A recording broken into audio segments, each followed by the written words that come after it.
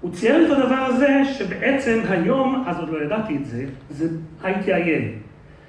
בדרך הזאת הוא סיפר לי שכדי לספק שירותי IT, אנחנו צריכים לעשות סדרה שלמה של פעולות כדי לנהל את ה-IT נכון, ואלו הם. אני יודע, זה בלגן, אתם לא תבינו שום דבר, אבל אחת התשובות שהוא ענה לי, זה שהסיבה שחברת חשמל כדאי לה להתקין מערכת שליטה ובקרה, זה כדי לדעת את מצב הבריאות של מערכות המידע.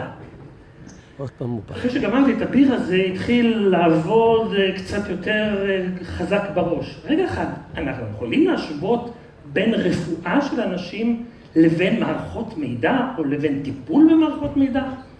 אנחנו יכולים להשוות בין בריאות אנושית לבריאות של IT, בין מחלות לתקלות, בין תוחלת חיים לתוחלת חיים של מערכות מידע, בין היפוכונדריה לבין פרנויה של מנמ"רים, והתשובה כמובן היא כן, ואני אלך ואראה לכם איך. אנחנו עכשיו, בשקפים הבאים, אנחנו נראה איך אנחנו יכולים לקחת דברים מהרפואה כדי לשפר את חיי ה-IT שלנו. ודרך אגב, First Aid, Cis Aid, לא שמתם לב אף פעם שיש קשר בין הדברים האלה? אוקיי, אנחנו נדבר בהתחלה על הקפיצה הגדולה שהאנושות עשתה ברפואה אחרי סוף ימי הביניים, ולאחר מכן אני מבטיח לכם שמי שעדיין לא יודע מה זה ITIL, הוא ידע מה זה ITIL, יש את כל ההסברים על הצד התיאורטי והצד המעשי של איך עושים ITIL. אוקיי, בואו נתחיל על לא סיפרתי לכם מי אני. לי קוראים בני קמין, אני החלוץ בארץ בנושא של ITIL.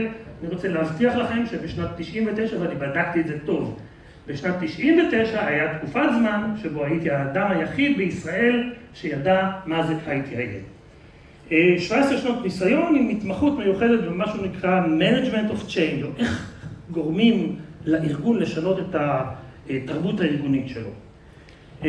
בין טיול למסעדה, אני גם ממנכ"ל חברה שנקראת IT Consulting, ובעבר אני ייסדתי עם כמה חברים והרצנו פורום שנקרא ITSMF, או שזה הפורום של אלה שעושים ITSM. הייתי הנשיא שלו, הרצנו 5 כנסים גדולים, אלפי מנמ"רים השתתפו בכנסים האלה, נכון? ויש לנו פה חברת הנהלה אחת.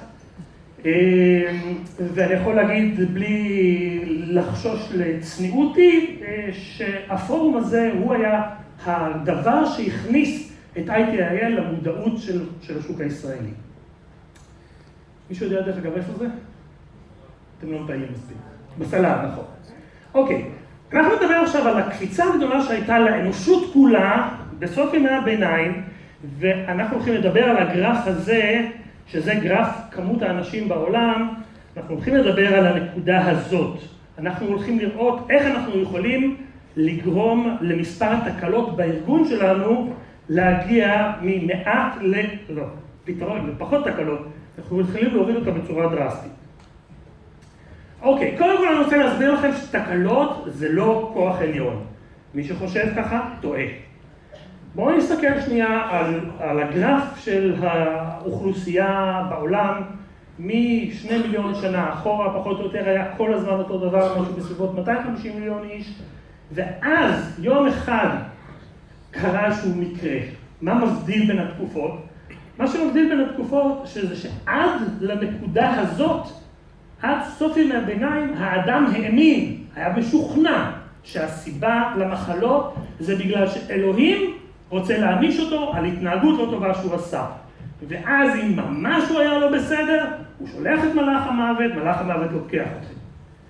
מה שקרה אחר כך, בסוף ימי הביניים, או מה שנקרא העת החדשה, כמה אנשים, מדענים, רופאים, כל מיני דברים כאלה, והתחילו לשאול את השאלה, רגע, אולי זה לא אלוהים, אולי יש לכל דבר סיבה, בואו נחקור את הסיבה, למה כל המחלות האלה קורות, בואו נעשה מה שאנחנו היום קוראים root cause analysis, ונמצא פתרון לכל מחלה, תרופה לכל מחלה. החבר'ה האלה עושים את זה, ובום, יש פיצוץ של אוכלוסייה. התמותה יורדת באופן דרמטי. אז מסקנה ראשונה, חבר'ה, אין דבר כזה כוח עליון, גם במחלות וגם ב-IT. הבעיה עם כל מי שמאמין בכוח עליון זה שזה מכניס אותו לפסיביות. אז ראיתם שהאנושות במהלך 2 מיליון שנה האמינה בכוח עליון ונשארה כזאת קטנה. ברגע שהתחילו לחקור את הסיבה לתקלות, היה לנו פיצוץ. גם תקלות הן לא כוח עליון, ואני יכול להוכיח לכם את זה, כי יש לי לקוחות שאני הורדתי להם בחודש עבודה את מספר התקלות ב-25%, תקלות קריטיות ב-25%. מי שחושב שזה כוח עליון, נכנס למוד פסיבי, לא טוב. אוקיי, בואו נדבר על עוד משהו שקשור בדיוק לאותו הגרף. על אותו הגרף יש מחקר דומה שהראה שבאותה התקופה שהגרף של מספר האנשים התחיל לעלות, גרף נוסף השתנה לגמרי, וזה תוחלת החיים של אנשים. על 2 מיליון שנה, תוחלת החיים של אנשים הייתה בסביבות 25 שנה, וברגע שהתחילו לחקור את זה, תוחלת החיים גדלה פי 3. בואו נעשה השוואה לתוחלת החיים של מערכת מידע. כשאנחנו מדברים על תוחלת חיים של מערכת מידע, אנחנו בעצם אומרים, רגע, אני התחלתי לעבוד, אני רוצה שהמערכת מידע תמשיך לעבוד עד הרגע שאני גומר לעשות ואני מביא את הכסף לארגון שלי.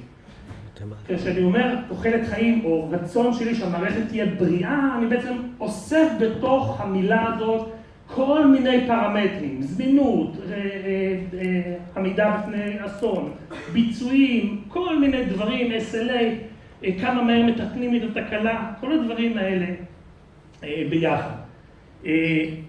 ויש הרבה מאוד אנשים, לצערי, שחושבים שאפשר להעלות את הדבר הזה בלי שום מאמץ. אז אני הולך להוכיח לכם שזה לא יקרה, וגם היום, בימינו אנו, מי שלא משקיע בתוחלת חיים של האזרחים שלו מתים מוקדם יותר. מצאתי פה את הגרף הזה, שימו לב, זה כאן תוחלת החיים, וזה כמה המדינה משקיעה בכל אזרח בבריאות. ואתם רואים בצורה דרמטית, בסיירה לאונה, הממשלה לא משקיעה בבריאות של האנשים מתים מהר. בעיראק או סינגפור משקיעים הרבה, תוחלת החיים גדלה בצורה דרמטית. אותו דבר בעייתי. לצערי, צריך להשקיע מאמץ על מנת להגיע למצב שבו, גם ב-IT אנחנו צריכים להשקיע מאמץ, לשנות את הרגלי העבודה שלנו, כדי שהתוחלת החיים של מערכות המידע שלנו, או הזמינות והיכולת לעבוד איתה תגדל, אנחנו צריכים להשקיע משהו מעצמנו, לתת משהו מעצמנו, לשרת יותר טוב את אלה שמשתמשים במערכות.